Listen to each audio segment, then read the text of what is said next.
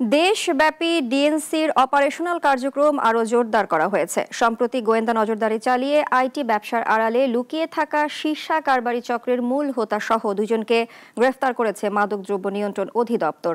রেজা রায়হানের প্রতিবেদন। দীর্ঘদিন যাবৎ সোশ্যাল মিডিয়া প্ল্যাটফর্ম ব্যবহার করে মাদক পাচারের বিষয়ে গোয়েন্দা নজরদারি করে আসছিল ডিএনসির গোয়েন্দা বিভাগ। ডিএনসির কাছে গোপন তথ্য ছিল একটি চক্র ফেসবুক এবং হোয়াটসঅ্যাপ ব্যবহার করে দেশব্যাপী অবৈধ মাদকদ্রব্য সীসা সরবরাহ করছে।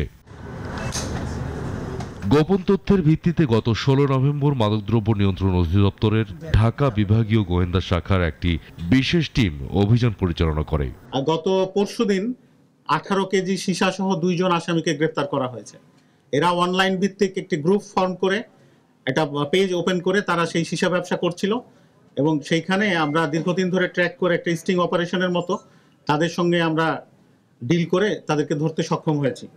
এটা বিগত 6 বছরের ভিতরে সবচেয়ে বড় চালান।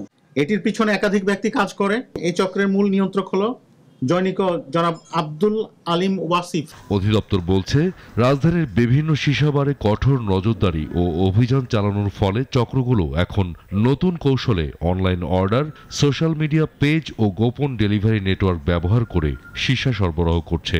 আমরা প্রথমে এই অ্যাডটাকে ফলো করি এবং এই অ্যাডগুলোকে আমরা প্রথমে দেখি। তবে আমরা নিজেরাই ক্রেতা সাথে তাদের সাথে কমিউনিকেট করি, যেভাবে এটা ফ্লেভার সম্বন্ধে জানতে হয়, তারা কিছু কোড নেম ব্যবহার করে সেগুলো আমাদের জানতে হয়েছে এটাকে ডিটেক্ট করার জন্য। সেইভাবে আমরা তাদেরকে যখন আমরা অর্ডার করি, ম্যান যে নিয়ে আসছে তার ডেলিভারি ম্যানকে ধরে আমরা মূল হোতাদের কাছে আমরা যাই। ডিএনসি জানিয়েছে, রাজধানীতে অনলাইন ভিত্তিক মাদক বিতরণ রোধে ডিজিটাল নজরদারি, সোশ্যাল মিডিয়া মনিটরিং ও মাঠ গোয়েন্দা তৎপরতা আরও জোরদার করা হবে। রেজা রায়হান, নাগরিক, ঢাকা।